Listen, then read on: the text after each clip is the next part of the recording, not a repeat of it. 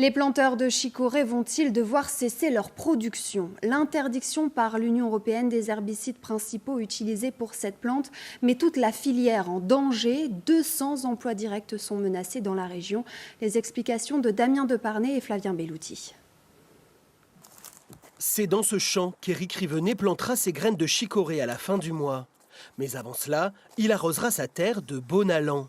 Cet herbicide permet d'éradiquer le kénopode, une plante envahissante qui rend impossible la culture de la chicorée à grande échelle. Seulement voilà, l'Union européenne interdira l'utilisation du produit à partir du mois de mai.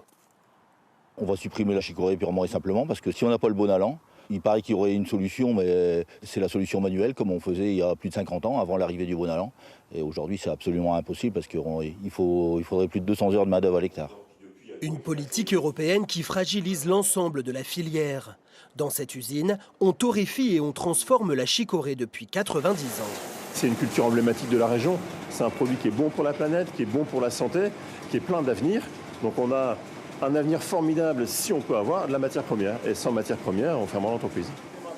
Ce dirigeant d'usine a donc demandé au Premier ministre et au ministre de l'Agriculture une dérogation de 2 ans pour permettre de développer un substitut à l'herbicide interdit par l'Union européenne.